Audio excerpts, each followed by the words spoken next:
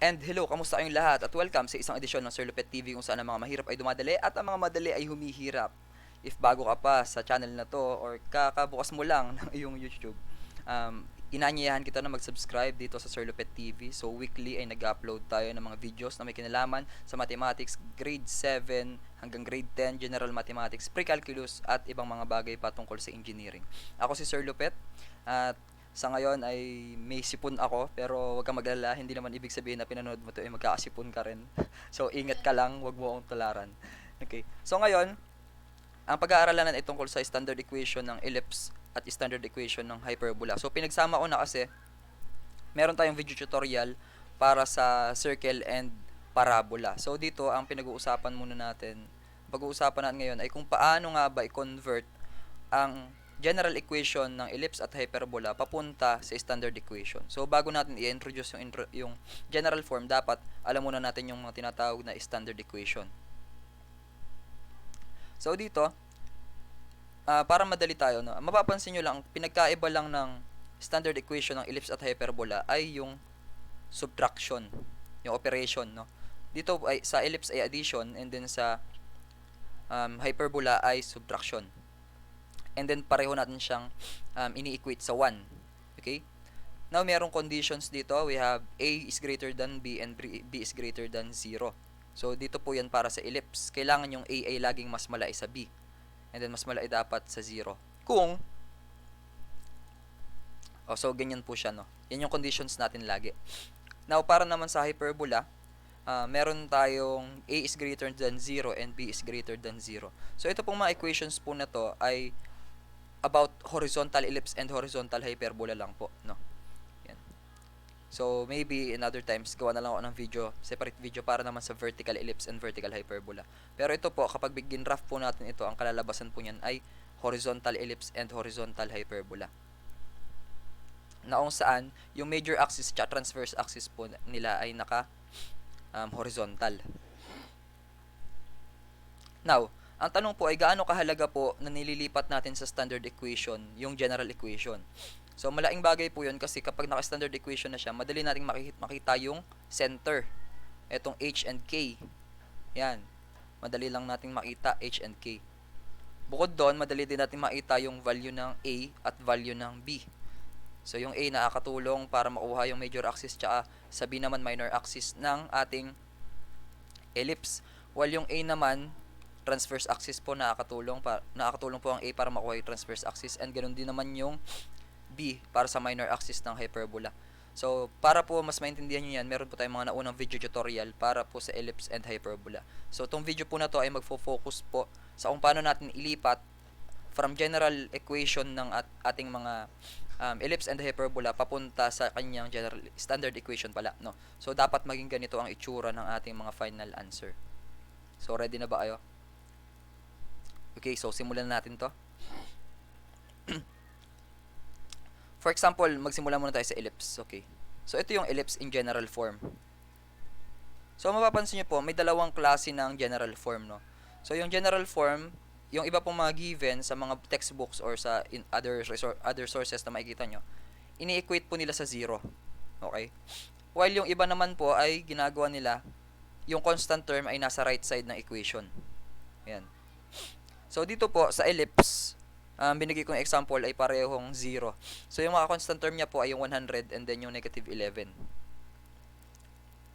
So, ibig pong sabihin, pwede rin po natin i-express tong equation na to na kung saan yung 100 ay nasa kanan, that will become negative 100, and then tong negative 11 ay nasa kanan, that will be positive 11. Now, dito naman, pwede rin naman natin itong equate sa 0. Dilipat lang yung 36 sa kabila. So, we're going to subtract 36 from both sides of equation, magiging 0 tong kabila, and then may negative 36 dito.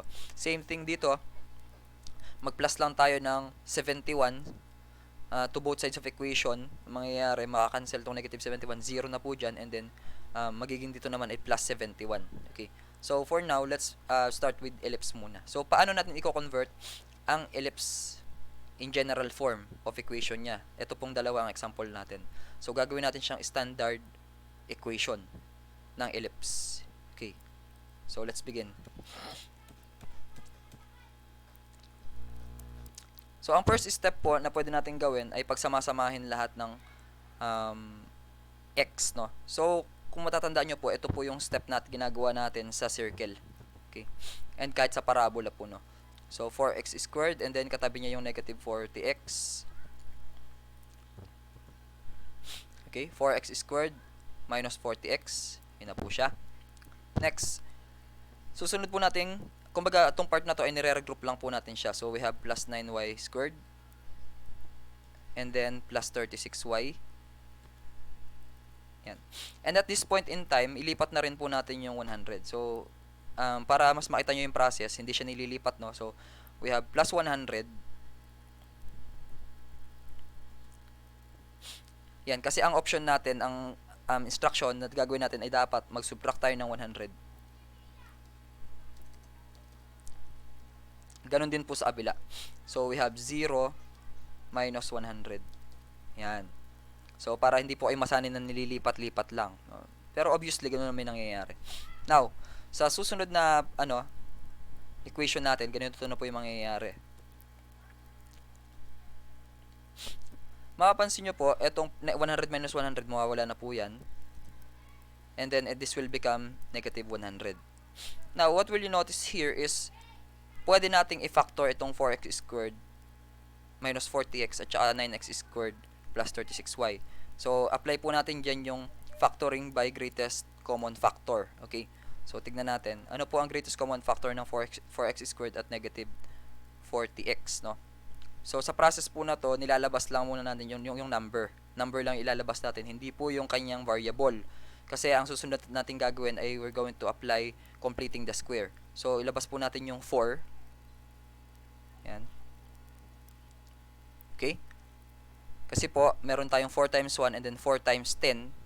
So, kayo dun po yung nangyayari. Yung greatest common factor nila ay 4. And then, 4x squared divided by 4, that is x squared. Now, subtraction. 40x divided by 4, that is 10x. Okay? Now, sa point po na to, pwede na tayong mag-apply ng completing the square. Okay?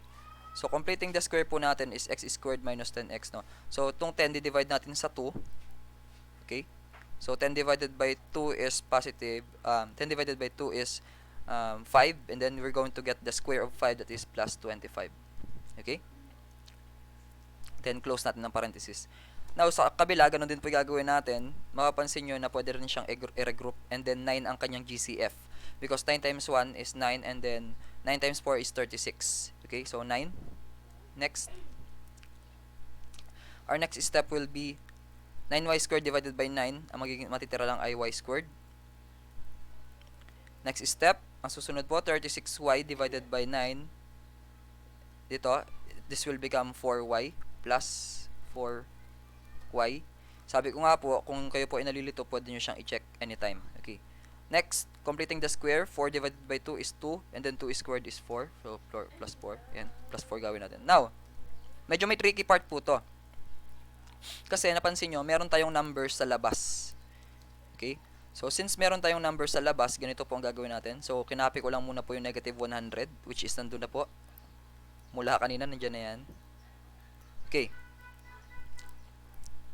Pansinin nyo po, sa karaniwan natin ginagawa natin ay nagpla-plus lang tayo ng 25 sa kanan. At nagpla-plus lang tayo ng 4 sa kanan. Saan galing yan, sir? Dito po sa 25 na to, sa completing the square, at saka nag-plus din tayo. But take note, meron po tayong number dito sa labas. 4 and 9. So, ibig pong sabihin yan, yung 25 ay kailangan nating i-multiply sa 4.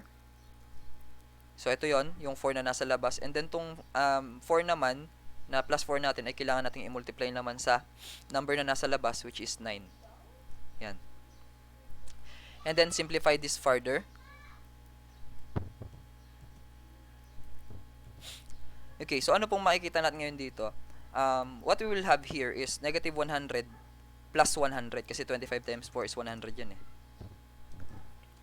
Okay, so let's cancel this. So, negative 100 plus 100. So, panoorin nyo na lang po ulit yung video natin kung bakit nangyari. Negative 100 plus 100 is, ano na lang po yan? 0. And then, we have 9 times 4, that is 36. Okay? So, 0 plus 36, that will become 36. Yan. So, yan po yung step by step niya. So, sana po nasundan nyo, no? Negative 100 plus 25 times 4 is 100. So, makakancel po yun. Plus 4 times 9 is 36. Okay. So, para dito na tayo makapag-focus sa susunod nating gagawin. Okay. So, nakikita nyo yan talaga yung process niya, no? So, ito kasi yung sukdulan ng conic sections. Kung ikaw ay nag-aaral ngayon. Okay. Ng pre-calculus. Okay. So, dito, balikan natin yung standard equation. Kailangan daw pala naka-equal sa 1.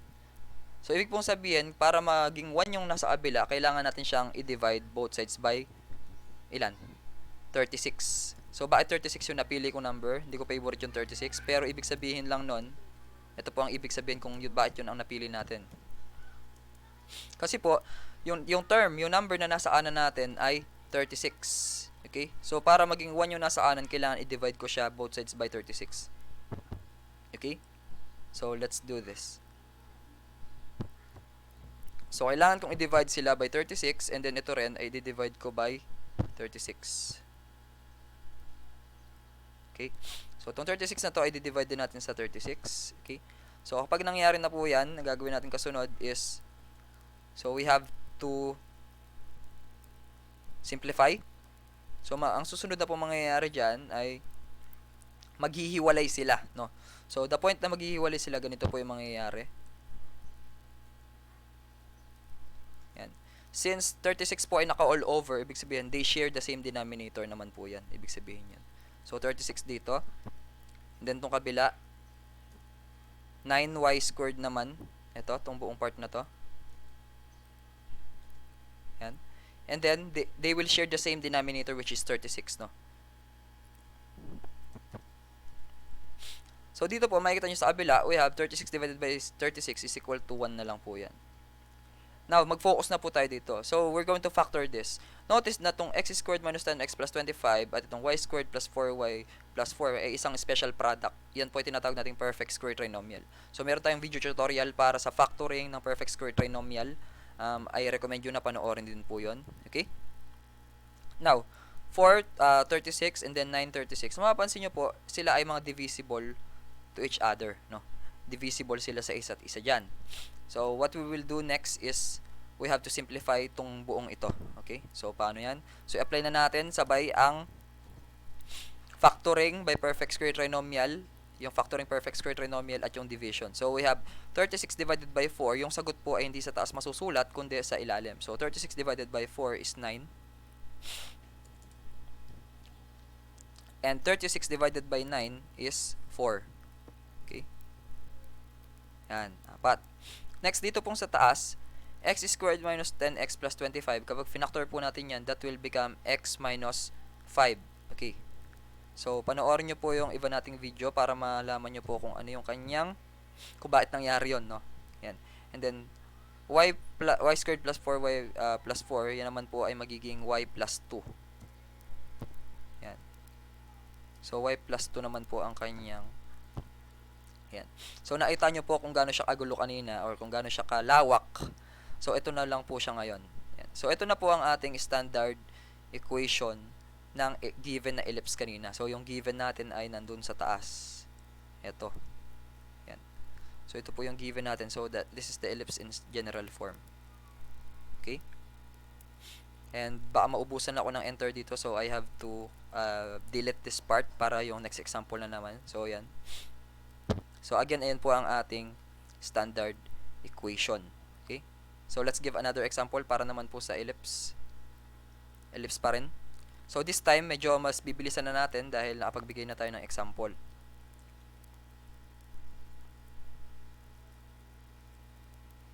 Okay. Now, ito naman. So, we have 4x squared. So, ellipse pa rin po tayo. Mamaya pa yung hyperbola. Ellipse, ellipse. Okay? So, in here, makikita po natin, ellipse pa rin tayo. So, step by step ay paano? So, ang step by step natin, kunin natin ulit itong 4x squared. Yung lahat muna ng mga may pare-parehong variable. So, pagsasama-samahin natin. And then, actually, same na po pala sila, no? Ayan. Okay? So, ito, nakaayos na siya, no? Next step po na gagawin natin is we have to add 11 sa both sides. Yan. So, 0 plus 11. Okay? So, negative 11 plus 11 and 0 plus 11. Okay? So, what will happen next is makakancel po itong part na to. Okay? So, isabay na rin po natin. We have to factor this. So, kunin natin yung 4. And then, matitira x squared sa loob. And then, plus 16 divided by 4 is 4x. Okay? And then, i-apply na rin yung completing the square. Anong completing the square natin? So, 4x, 4 divided by 2 is 2. 2 squared is plus 4. Okay? Next, we have here plus y. Mapapansin nyo po, walang number o walang numerical coefficient yung y squared. So, kapag ganyan po ay madali ang buhay natin kasi wala na po tayong ilalabas na number. Okay na yan. So, siya ay fa-factor natin. So, that will become y squared. Apply natin yung completing the square. So, 6 divided by 2 is 3. 3 squared is plus 9. Okay? Now, lipat tayo dito sa kabila. Meron na tayong 11 dito. Now, ano po yung idadagdag natin? So, we have, karaniwan, plus 4 lang, di ba? But since meron tayong 4 sa labas, we have to multiply also by 4. And then, itong kabila, since wala namang number sa labas ng y, gagawin po natin, ay dadagdag lang natin itong 9. Okay, plus 9 lang siya. Now, by simplifying this further, ang makukuha nating sagot ay ganito. So, in here, mapapansin nyo, simplify natin to. This will become 11 plus 16 plus 9. Ano po ang 11 plus 16 plus 9?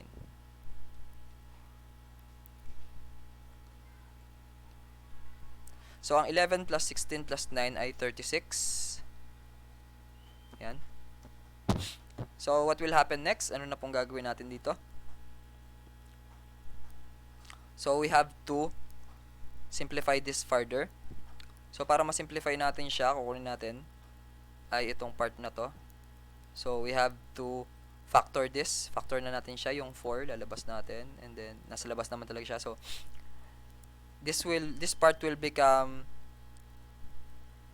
or rather, yung step by step pala naman natin muna, no? Divide natin siya both sides by 36. So, ito. Divide natin by 36. And then, ito ay divide natin sa 36. So, baka sabihin nyo, sir, lagi bang 36 yung nasa kanan? So, nagkataon lang po sa given natin yan, no? Baka masanay ko 36 lagi nasa given. Okay. So, in here, ano po ang susunod na mangyayari dito? So, what will happen dito sa ating ginagawa ay ganito na siya. Okay. So, simplify this further. Meron tayong, so sabi ko nga kanina, pinaghihiwalay natin to and they will share the same denominator. Okay. So, itong part na to, we have to copy this. And then, divided by 36 plus, ito namang part na to, y squared minus 6x plus 6y plus 9. And then, di-divide natin siya sa 36. Okay? And then, take note, 36 divided by 36 is equal to 1. Okay, now, anong mapapansin nyo po dito? We have to divide 36 divided by 4. So, mawawala yung 4 dito sa taas and then magkakaroon tayo ng 9 dito sa ilalim. Okay? So, dito naman po, ang makikita naman natin is x squared plus 4x plus 4. So, factor natin to. This will become x plus 2. X plus 2 squared. Okay? Now, itong part naman na to, this will become y minus 3. Yan. So, y minus 3 naman po ito. Then, squared. Okay. So, ano pong mapapansin nyo dito? Pansinin natin yung rules, no? Yung rules muna natin. Sabi po dito, kailangan sa ellipse, dapat a is greater than b. And sinasabi po natin dito, ito yung a, no? So, pero mapapansin nyo po dito, sa ating answer na, mas malaki po yung b. So, kapag ganito po ang pangyayari, kapag pinlat po natin to, we expect that this is an example of vertical ellipse, no? Vertical ellipse po ito. Yan. Hindi po siya horizontal ellipse. Kasi po by horizontal ellipse, dapat yung 36 po ang nasa ilalim ng x plus 2 squared. Yan. So, dahil ganito ang situation, kapag ginrap po natin ang ellipse na to, ito po ay isang vertical ellipse. Okay? So, I think, and I hope, okay na po, naintindihan nyo na po ang ellipse in standard form. So ngayon, let's proceed naman sa ating hyperbola in general form. Okay? So ililipat natin to, same process, mapapansin yung same process lang ang gagawin natin. So ang objective natin ay kailangan malipat itong general form of equation na to, itong dalawa, papunta dito sa basic na standard equation ng hyperbola, na kung saan ang a dapat ay greater than 0 and yung b ay greater than 0. Bakit sinasabing ganoon? Kasi po, bawal na bawal sa mathematics po na magkaroon tayo ng denominator na 0. Parang kasalanan yun na magkaroon ka ng denominator na 0 sa mathematics. Okay. Kasi pag tinype mo sa calculator yon, lalabas ay math error. So, kahit calculator din niya kayang i-solve. Okay. Maraming salamat sa lahat ng mga napanood. Again, this is Sir Lopet na laging nagsasabi na pwedeng mo itong i-share, pwedeng mo ka rin mag-subscribe at ibahagi mo to sa mga klase mo na pinag-aaralan ngayon ang conversion ng general form of equation pabalik sa standard equation ng ellipse at hyperbola. Maraming salamat. This is Sir Lopet na nagsasabi na sa bawat problema merong solusyon. Please lang, dapat tayo ang maging solusyon para iwas konsumisyon. Maraming salamat. Ingat nasan ka man. God bless you. Thank you.